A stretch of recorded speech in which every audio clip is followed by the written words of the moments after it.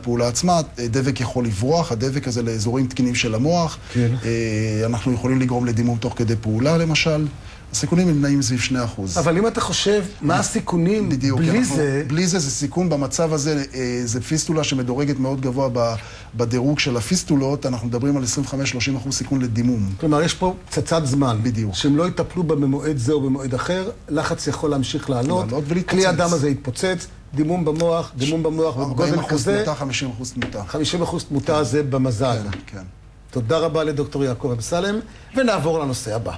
הסטיגמציה היא מצב בו הקרנית או העדשה מאופיינים בעקמומיות לא אחידה, דבר שגורם לעיוות וטשטוש של העצמים הנראים.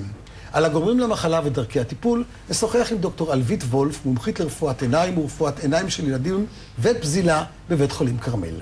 אז מה גורם לאסטיגמטיזם או לאסטיגמציה, דוקטור וולף? אוקיי, אז אסטיגמציה בעצם זה מונח שנלקח מעולם האופטיקה. אם אנחנו נוכל לראות את התמונה... כן, בוא נראה את התמונה הראשונה. אנחנו יכולים לחשוב... השנייה? השנייה, נראה את התמונה השנייה קודם, ואחר כך נחזור לזאת, כן? אנחנו יכולים לחשוב על העין שלנו בעצם בתור מצלמה. נכנסות לנו קרני אור לתוך העין, נשברות על ידי הקרנית והעדשה שהן בעצם עושות את הפוקוס, והתמונה נופלת אל הרשתית בצורה חדה. עכשיו, בעין אידיאלית, גם הקרנית וגם העדשה הן כדוריות לגמרי. התמונה נשברת באופן מושלם, ומוקרנת על הרשתית בצורה חדה. כלומר, אם אני רואה למשל את העת הזאת, מה שקורה, אני רואה את העת הזאת על העין, אומנם הפוך, אבל חד כמו שזה היה, כמו שזה נראה. נכון. בעין בלי אסטיגמציה, זה מה שקורה. בעין בריאה. בעין בריאה.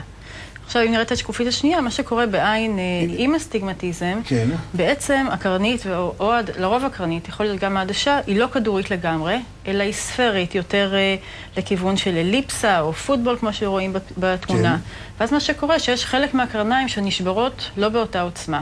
ובעצם נוצרת לנו תמונה שהיא מעוותת, יש בה שני מוקדים.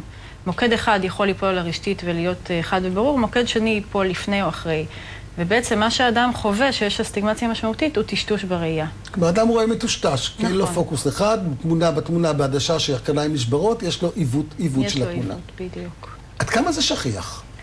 מאוד שכיח. מחקרים שונים מצוטטים עשרות אחוזים מהאוכלוסייה. בעצם אין הרבה עיניים שהן לגמרי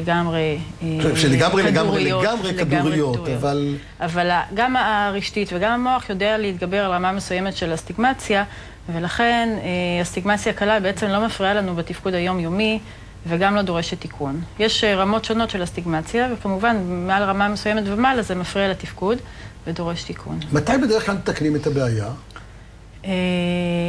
שזה גורם להפרעה בראייה, כלומר שלא רואים כבר טוב?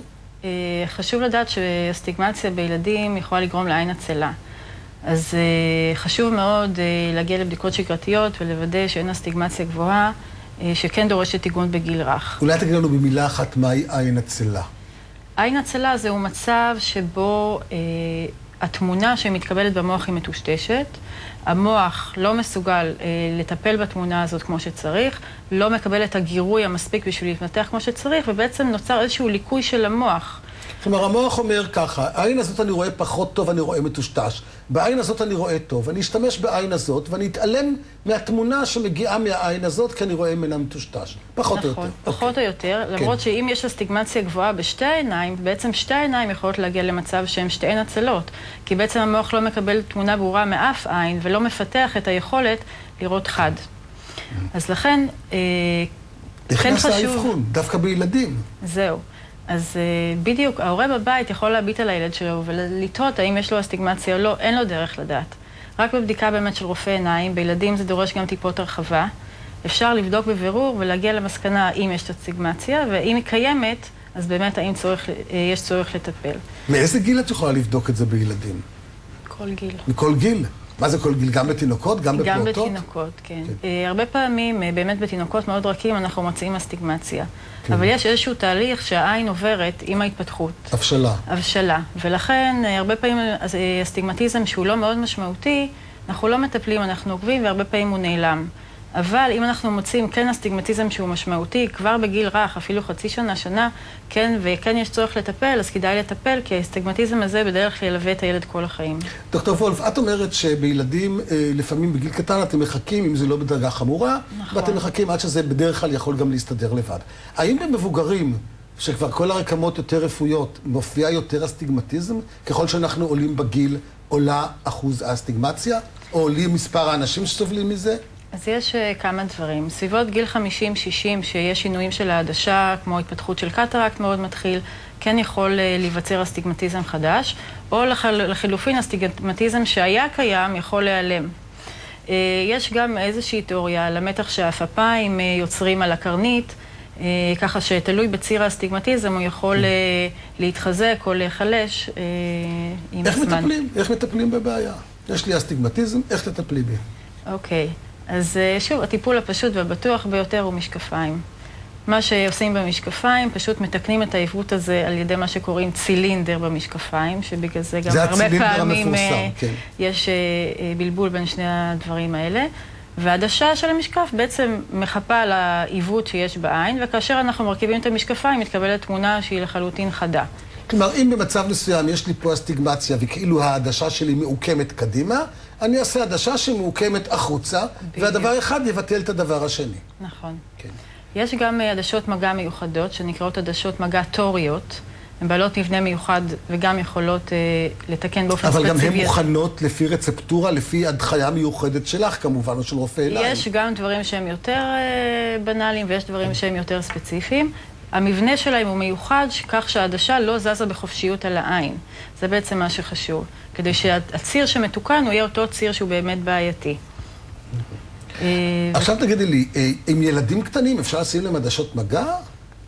לא, נדיר מאוד. יש מקרים מסוימים כמו קטרקט מולד שמנתחים בגיל צעיר, רק אז אנחנו מרכיבים עדשות מגע מיוחדות. הילד צריך להיות מספיק אחראי, הילד, הנער או הנערה או הבוגר או הבוגרת, לשמור על היגיינה, כי כמובן עם עדשות מגע יש סכנה לזיהומים ודברים אחרים. מה קורה אם נוצרת אסטיגמטיזם כתוצאה מפגיעה? הפגיעה בעין בדרך כלל יכולה לגרום לדבר כזה. נכון. אז יש בעצם רמות שונות של אסטיגמציה. אם יש לנו באמת איזושהי טראומה חודרת, כל הצורה של הקרנית מתעוותת, בדרך כלל האסטיגמציה היא מאוד קשה. אפשר להגיע לניתוח להשתלת קרנית על מנת לפתור רמות מאוד מסובכות. ובאמת זה דברים שכל דבר לגופו קשה קצת להתייחס לכל סוגי הפגיעות. אם יש אסטיגמציה קלה, למשל כתוצאה מניתוח כלשהו, או ממחלות, צלקות קטנות בקרנית, אז בדרך כלל אפשר בקלות עם משקפיים. את אמרת שלא רק לפעמים זה בקרנית, נגיד שהקרנית זה אותו קרום שעוטף את העין מבחוץ, אלא לפעמים גם בעדשה. נכון. מה קורה שזה בעדשה? התיקון הוא אותו תיקון? התיקון הוא אותו תיקון, כן, בהחלט. עכשיו, אם אנחנו מדברים על אדם שיש לו קטרקטה, קטרקט, כן, ויש לו החירות של העדשה, והיום אנחנו יודעים שאפשר להזמין עדשות, שמחליפים את העדשה של הקטרקטה בעדשה שאת מכינה אותה